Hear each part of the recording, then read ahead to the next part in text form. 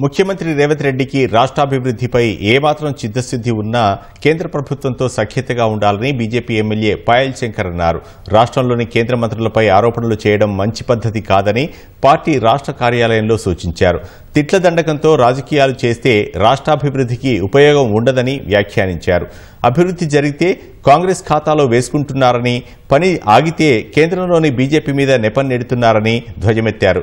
ఎస్ఎల్బీసీలో జరిగింది కేవలం ప్రమాదం మాత్రమే కాదని, దీంతో ప్రాజెక్టు భవిష్యత్ ప్రశ్నార్థకంగా మారుతుందని ఆందోళన వ్యక్తం చేశారు.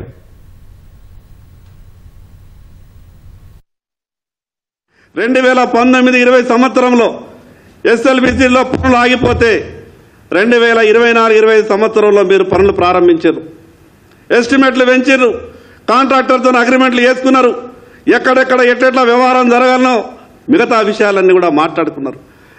4 సంవత్సరాల తర్వాత ఆ టన్నెల్ పనులు ప్రారంభించేటప్పుడు జిఎస్ఐ వాళ్ళ అడ్వైస్ తీసుకోవాలి. ఒకసారి సొరంగం తవ్విన తర్వాత దాని రూపురేఖలన్నీ కూడా లోపల మారిపోతాయి. ఒత్తిడికి ఆ సొరంగం గురైతుంది. ఆ రకమైనటువంటి ఎక్కడా కూడా మీరు ఆలోచించకుండా ఉటావుటిన టీఆర్ఎస్ ప్రభుత్వం చేయనటువంటి పనిని మేమేదో చేసినామని చెప్పి ఈరోజు గొప్పలు చెప్పేటటువంటి ప్రయత్నం చేస్తున్నారు కదా.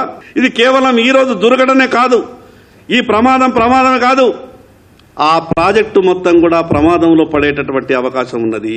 ఈరోజు ఈ తెలంగాణ రాష్ట్రానికి మంచి జరగాలనుకుంటే ఈ రాష్ట్రం నుండి ప్రాతినిధ్యం వహిస్తున్న మంత్రులతోని సఖ్యతగా ఉంది. ఈరోజు వరంగల్ ఎయిర్పోర్ట్ గురించి మాట్లాడతారు, దాంట్లో కేంద్ర ప్రభుత్వ సహకారం లేనిది అయిపోయిందా?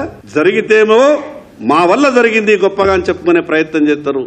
ఎక్కడైనా ఏదైనా ఆగిపోతే భారతీయ జనతా పార్టీ నాయకులు అడ్డుపడుతున్నారు, కేంద్ర మంత్రులు అడ్డుపడుతున్నారు అని మాట్లాడతారు. ఏం మాట్లాడినో టీఆర్ఎస్ పార్టీ వాళ్ళు గతంలో ప్రజలు వాళ్ళకి ఏ రకమైనటువంటి గుణపాఠం చెప్పిందో మీకు తెలుసు.